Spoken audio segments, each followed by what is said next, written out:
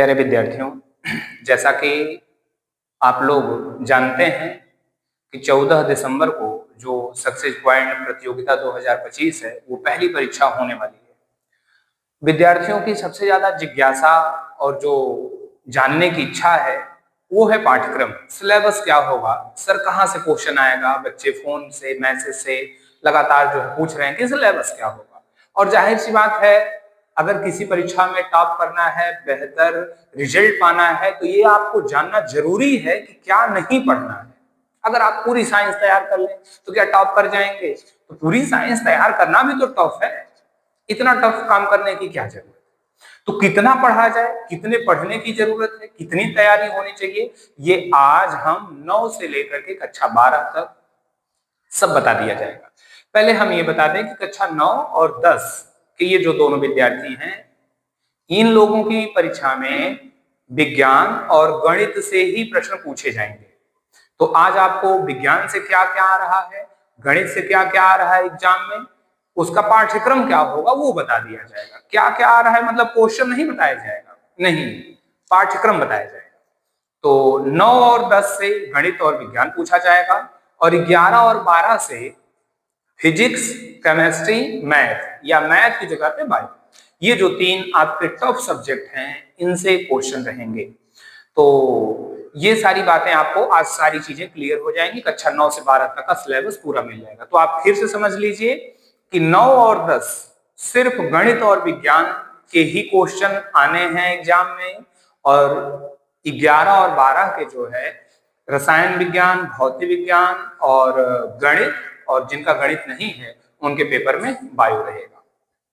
Form भरते समय जो कक्षा 11 और 12 के विद्यार्थी हैं वो बायो और मैथ स्पष्ट लिख देंगे, ताकि जो है ये पता चले कि वो कौन से जो है विद्यार्थी होंगे। और दूसरी बात, सब क्वेश्चन की जो प्रकृति है वो बहुविकल्पी है, और हर विषय से जो है कितना कितना क्वेश्चन रहेगा वो अभी आपको हम बता देंगे लास्ट में।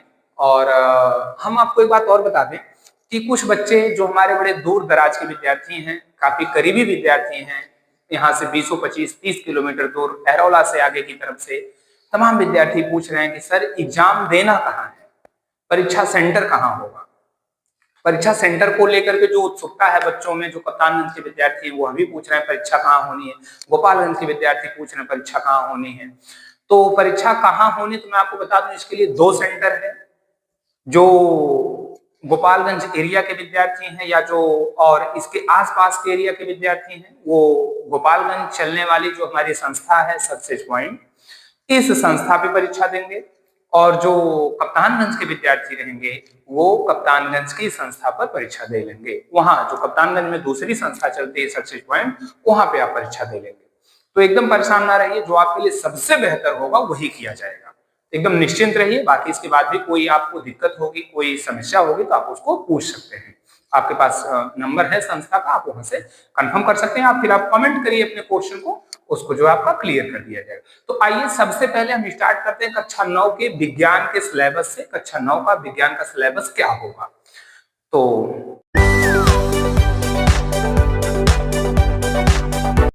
तो हम आपको बता दें जो है कक्षा 9 का जो विज्ञान का सिलेबस है, विज्ञान वाले विद्यार्थी एकदम ध्यान से देखें कि जो आपके पास पहली टॉपिक है वो ये है कि हमारे आसपास के पदार्थ। हमारे आसपास के पदार्थ क्या हैं, इस पूरे लेसन से क्वेश्चन रहेगा, ध्यान रखिएगा। ऐसा नहीं है कि खाली आपको पदार्थ से ही क्वेश्चन मिलना है, पदार्थ वाले टॉपिक पढ़ लिए और चले आए परीक्षा देने। तो ध्यान रखिएगा कि पूरा ये लेसन आप कंप्लीट करेंगे हमारे आसपास के पदार्थ। उसके बाद बहुत ही बेहतरीन लेसन है परमाणु और अणु। ये पूरा आप कंप्लीट लेसन पढ़ के आए कि परमाणु किसे कहते हैं, अणु किसे कहते हैं, और इस लेसन में और क्या क्या टॉपिक है उसको आप पूरा कंप्लीट पढ़ के आइएगा। बहुत ही बेहतरीन लेसन है। फिर अगली टॉपिक जो रखी गई है इसमें परमाणु की संरचना, ये बहुत ही इंपॉर्टेंट टॉपिक है। जो भी सिलेबस इसमें रखा गया है बहुत सोच समझ के रखा गया है। पूरी साइंस की बुक में से इतना तो आपका जरूर तैयार होना चाहिए। अगर इतना तैयार है तो फिर आगे 10th, 11th, 12th आपको थोड़ी सी आसानी होगी पढ़ने में। तो अगली टॉपिक जो है परमाणु की संरचना। तो स्ट्रक्चर ऑफ एटम, परमाणु की संरचना क्या होती है, आपको ये पढ़ना है पूरा 9 के ही सिलेबस से डिटेल पढ़ना है, ठीक है। हाँ, जबकि यही सेम लेसन कक्षा 11 के भी रसायन विज्ञान में है, लेकिन ठीक है, कक्षा 9 वाले विद्यार्थी अपने बुक से जो उनके लेवल में है बस उतना ही तैयार करेंगे। ऐसा नहीं है कि परमाणु की संरचना कक्षा 11 में भी है तो आप कक्षा 11 की बुक से उठा के पढ़ लिए, खूब डीप लेवल पढ़ के आए, अब परमाणु की संरचना पढ़ने के चक्कर में बाकी और सब पढ़ाई नहीं हुई। अरे सब पूरा लेसन पढ़ना है ना, पूरी टॉपिक पढ़ना है, मैथ भी है, सब कंप्लीट तैयार करना है। और जितना बेहतर तैयार करेंगे उतना बेहतर आपका रिजल्ट बनेगा, समझ रहे हैं ना। जितना वर्क करेंगे वही वर्क ही रिजल्ट बनता है, इस बात को ध्यान रखिएगा। तो जो परमाणु की संरचना है ये कक्षा 9 के लेवल से पढ़िएगा, क्योंकि आपके ही लेवल से प्रश्न होगा, सब प्रश्न आपके ही लेवल से होगा। तो परमाणु की संरचना, फिर इसके बाद है ये एक लेसन देखिए बायो का है, जीवन की मौलिक इकाई क्या है। जीवन की मौलिक इकाई क्या है, पहले तुमको मौलिक इकाई पता होना चाहिए, तब ना हम बात और कुछ करेंगे। तो जीवन की मौलिक इकाई पहला लेसन है ये इसके बाद ये रखा गया है बायो में, जीवन की मौलिक इकाई। फिर एक लेसन अगला जो है ये गति है, गति को आप अच्छे से पढ़ के आइएगा, पूरे ठीक से अपने टॉपिक को क्लियर कर लीजिएगा। फिर इसके बाद आगे बल और गति के नियम है, गति के नियम भी हैं उसको भी आपको पढ़ना है। फिर गुरुत्वाकर्षण है और फिर उसके बाद कार्य तथा ऊर्जा है। ये सभी लेसन जो है, सभी टॉपिक जो है आपको कक्षा 9 के ही सिलेबस से पढ़ना है। और एक बात बताएं, अगर हम देखें ना तो ये स्टार्ट के 3 लेसन केमिस्ट्री के हो जाते हैं, फिर ये एक जो टॉपिक है ये बायो की हो जाती है, और फिर बाकी ये जो 3-4 टॉपिक है ये फिजिक्स की हो जाती है। तो हर सब्जेक्ट से एकदम गजब टॉपिक को लेकर के ये टेस्ट का सिलेबस आज आपको बताया जा रहा है। अब इसके बाद आप कक्षा 9 मैथ का सिलेबस देखिए। तो आइए बच्चों देखते हैं हम कक्षा 9 की गणित का क्या क्या सिलेबस है। तो गणित की बात करें तो गणित का सिलेबस जो आपका प्रारंभ होगा वो वास्तविक संख्याएं, और दूसरा जो लेसन है वो वास्तविक संख्याओं के घातांक यानी उसके जो पावर रहते हैं, और तीसरा जो है वो है हमारा बीजगणितीय सरल समीकरण।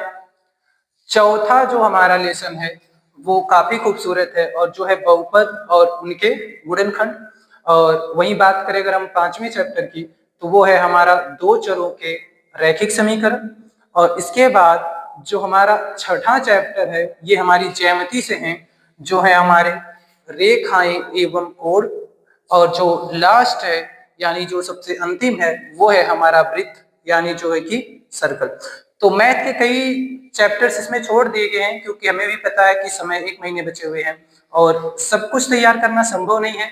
तो इसलिए कुछ जो बेहतरीन चैप्टर्स हैं सिर्फ उन्हीं को शामिल किया गया है ताकि आप कम समय में बेहतर से बेहतर तैयारी कर सकें, इसलिए कुछ चैप्टरों को हमने इससे बाहर किया है। चलिए, तो फिर अब कक्षा 10 की विज्ञान की जो बातें हैं हम वो करेंगे कि कक्षा 10 का जो विज्ञान का जो सिलेबस है, जो कि टेस्ट में आना है, जो कि बोर्ड का इंपॉर्टेंट लेसन है, उसकी बात करेंगे, उसको देखेंगे। कक्षा 10 के अगर विज्ञान की हम बात करें कक्षा 10 के लिए, तो सबसे पहली जो टॉपिक आपके लिए रखी गई है, जो कि कक्षा 10 के विज्ञान का पहला लेसन भी है, रासायनिक अभिक्रियाएं एवं समीकरण। अब इसका मतलब ये नहीं है कि हम रासायनिक अभिक्रिया की परिभाषा पढ़ लिए, रासायनिक समीकरण किसको कहते हैं उसकी परिभाषा पढ़ लिए, पूरा लेसन कंप्लीट हो गया, यहाँ से हम पूरा क्वेश्चन का आंसर दे पाएंगे, नहीं, ऐसा नहीं है। इसमें बहुत इंपॉर्टेंट टॉपिक है, जैसे संचारण है, विकृतगंधिता है, और जो है यहाँ से समीकरण को संतुलित करना है, जो तमाम इंपॉर्टेंट टॉपिक है आप उसको पूरी तरह से कंप्लीट तैयार करेंगे। और इसी में संयोजन, वियोजन, आपसीकरण, अपचयन, तमाम अभिक्रियाएं हैं, तो ये सारी चीजें आप वहां से कंप्लीट अच्छे से तैयार रखिएगा।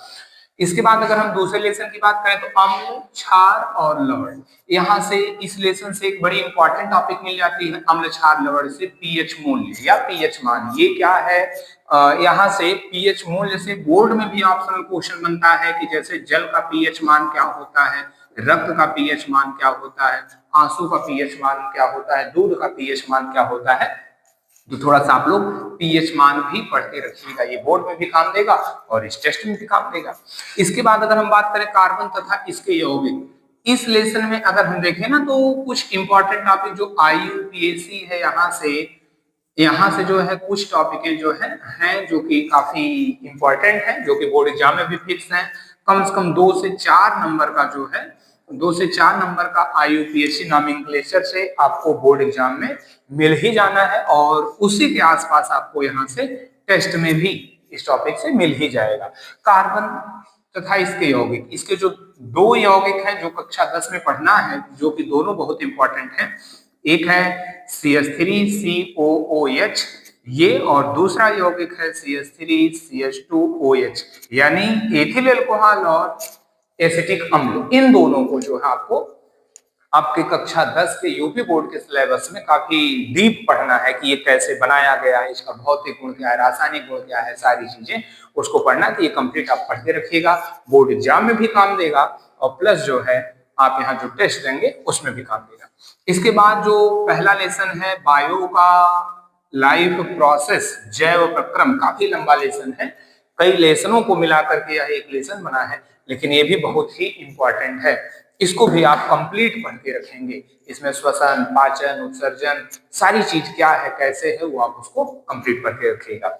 और फिर उसके बाद अगली टॉपिक जो यहाँ बताई गई है, जीव जनन कैसे करते हैं, यह भी अपने आप में एक अच्छा लेसन है, इसको भी आप जो है पढ़ के रखिएगा।